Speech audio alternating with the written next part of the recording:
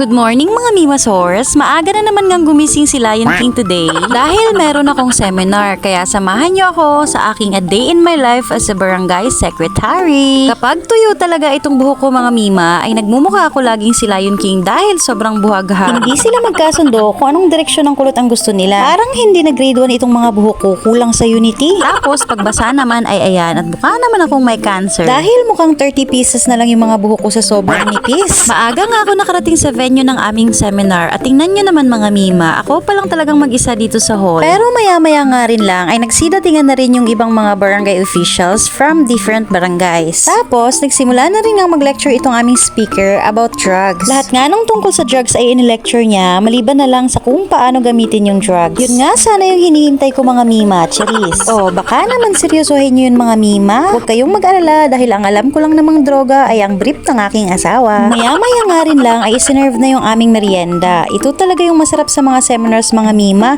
Libre ang merienda. At tingnan nyo naman itong pamerienda nila today. Ay, grabe naman sa sahog yan. At syempre, maliban sa merienda sa umaga, ay may kasama pa yung lunch mga Mima. Tapos may merienda pa rin para sa hapon. Pagkatanghali nga mga Mima, ay umuwi nga ako sa bahay kahit na may libreng lunch na doon sa seminar. Gusto ko kasing kumustahin yung lagay ni Zane sa bahay at walking distance lang naman yung bahay namin. Mga 10 split at 20 tumbling ay nasa bahay ka na nga. Pagdating ko nga sa bahay ay umuwi pala itong asawa ko dahil namimiss niya raw ako.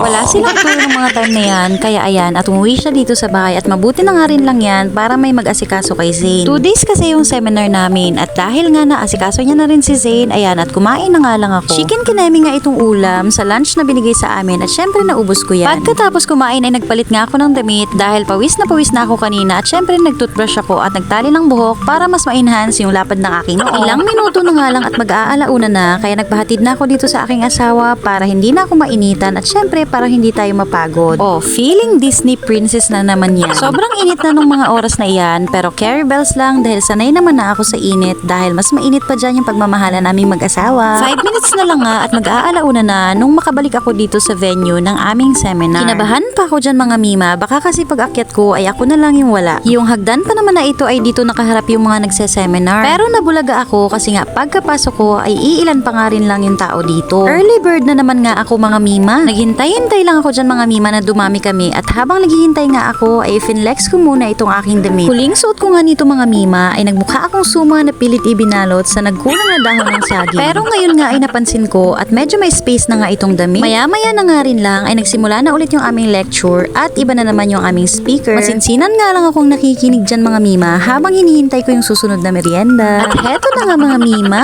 merienda reveal. Palitaw na may yema at ubi filling at meron ngang kasamang malamig na coke. Syempre nilamon ko na agad yan mga Mima at habang lumalamon nga ako dito, nakikinig pa rin ako dito sa aming magaling na speaker. Grabe mga Mima, ang galing niyang magsalita at hindi ka talaga aantukin. Tapos pinagsumba nga rin kami dito kasi yung iba ay naantok na. Pero dinaan ko na lang sa pa-video-video yung Zumba mga Mima. Mahirap nang magka-appendicitis. At yun lang muna for today's video. See you on my next vlog. Babush!